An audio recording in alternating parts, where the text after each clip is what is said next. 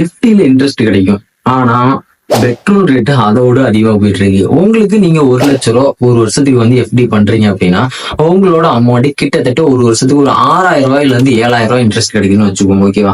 இதையே நீங்க எஸ்ஐபியா மந்த்லி 1000 போட்டு வந்தீங்க அப்படின்னா சோ உங்களோட ரிட்டர்ன் எவ்வளவு கிடைக்கும் தெரியுமா? கிட்டத்தட்ட ஒரு 60,000 இருந்து 90,000 கிட்டத்தட்ட 40% பாத்தீங்கன்னா ஒரு மந்த்லி ரூ. 1000 நீங்க போட்டு எஸ்ஐபி பண்றது மூலமா ஏர்ன் பண்ண முடியும். சோ நிறைய இன்வெஸ்டர் எல்லாம் எதை பிளான் பண்ணி பண்ணிட்டு இருப்பாங்க அப்படின்னா சோ எஸ்ஐபி தான் மேக்ஸிமம் எல்லாருமே சூஸ் பண்ணுவாங்க.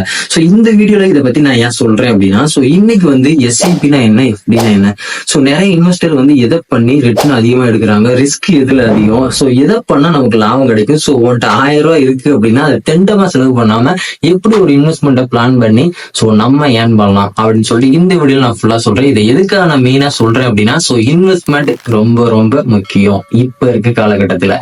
சோ எஸ்ஐபி பண்ணலாமா இல்ல எஃப்டி பண்ணலாமா?